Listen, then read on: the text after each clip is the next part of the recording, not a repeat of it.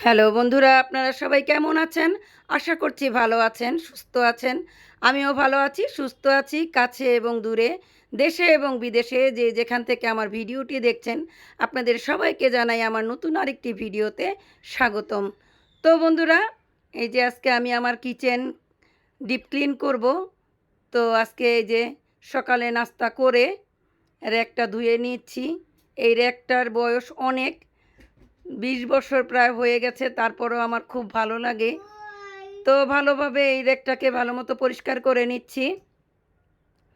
তো আজকে আমার রান্নাঘর ডিপ ক্লিন করব। তো ভাবলাম আমি যেহেতু ডিপ ক্লিন করব, আমি কিভাবে ডিপ ক্লিন করি এবং গুছিয়ে রাখি তা আমার বন্ধুদের মাঝে শেয়ার করব।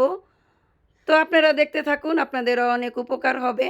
আমি যেভাবে আমি গুছিয়ে রাখি সেটা আপনাদের মাঝে শেয়ার করতেছি। তো বন্ধুরা, র্যাকটা ধুয়ে আমি শুকিয়ে নিয়েছি এবং র্যাকের মধ্যে যে কাগজগুলি বিছানো ছিল এগুলি আমি ধুয়ে শুকিয়ে বিছিয়ে নিয়েছি। এখন এই র্যাকের ভিতরে যা যা জিনিস ছিল ওগুলি ধুয়ে মুছে পরিষ্কার করে রেখেছি। এখন এই র্যাকের মধ্যে রেখে দিব।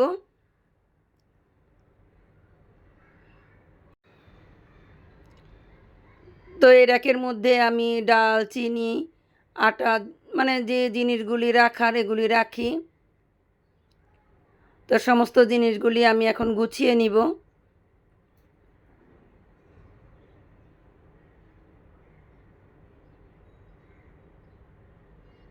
তো এদিকে আমি চাল রাখি। তো এই যে চালের ড্রামগুলি মুছে নিচ্ছি, কারণ আমার শরীরটা ভালো না, তারপরেও ভিডিও করি এত কষ্ট করে। তো এই যে মুছে নিচ্ছি, আজকে আর ধুবো না, কারণ আগেই তো বললাম শরীর অসুস্থ নিয়েও আমি কাজ করি, এত কষ্ট করে ভিডিও করি, তো আপনারা দেখেন না, লাইক করেন না, কমেন্ট করেন না, তো খুব খারাপ লাগে। তো বন্ধুরা, যদি আপনাদের একটুও ভালো লেগে থাকে আমার ভিডিও, তো একটা লাইক করবেন, কমেন্ট করবেন, তো ভালো লাগবে। আমি ঘর সংসারে যেভাবে কাজ করি সেগুলি শেয়ার করি। তো এই যে কথা বলতে বলতে আমি ড্রামগুলি মুছে নিলাম। তো এই সাইডে অনেক ময়লা, তো এগুলিও ভালো মতো পরিষ্কার করে নিচ্ছি।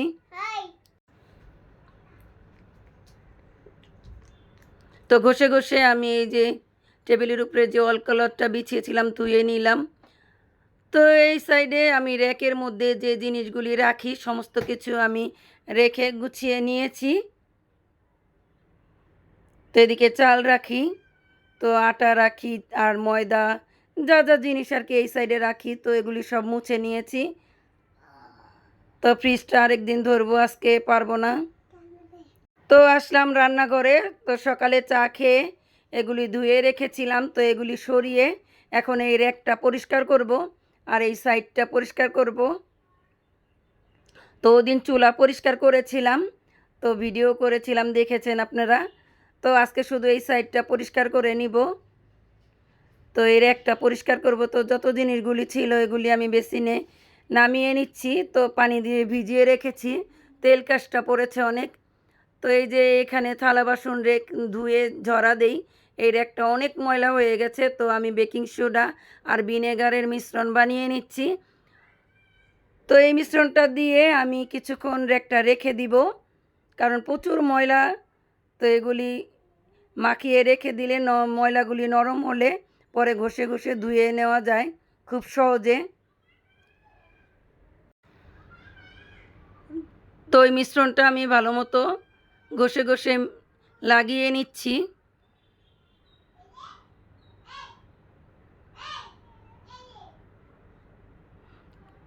তো এটা ভিজতেছে, এখন আমি এই সাইডটা ভালো মতো ঘষে পরিষ্কার করে নিচ্ছি।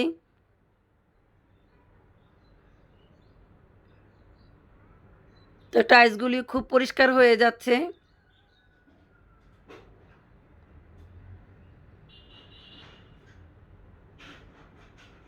তো ভালো মতো ঘষে নিয়েছি।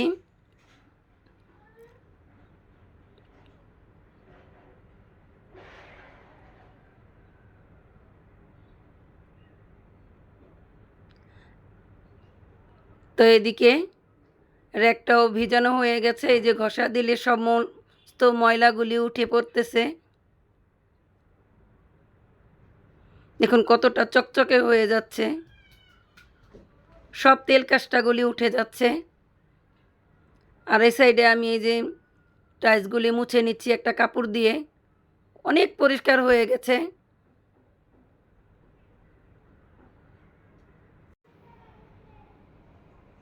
তো র্যাকটাও আমি ঘষে ঘষে এই যে ধুয়ে নিচ্ছি।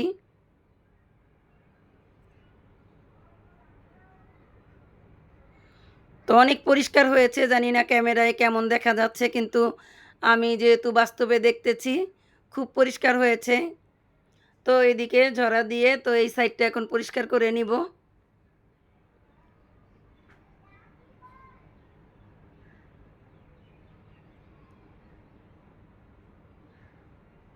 তো মিশ্রণটা এই যে টাইসে লাগিয়ে নিচ্ছি। একদম লালচে ভাব হয়ে গেছিলো, এটা সাদা হয়ে যাবে। এই ভিনেগার আর বেকিং সোডার মিশ্রণটা দিয়ে 5 মিনিট লাগিয়ে রাখলে একদম সাদা ধবধবে হয়ে যায়। তো সবসময়ই আমি এভাবে পরিষ্কার করি। তো এই যে জিনিসগুলি আমি এই যে স্ট্যান্ডে বাজিয়ে রাখি, এগুলি তেল কাজটা পড়েছিল, এগুলিও ধুয়ে নিলাম।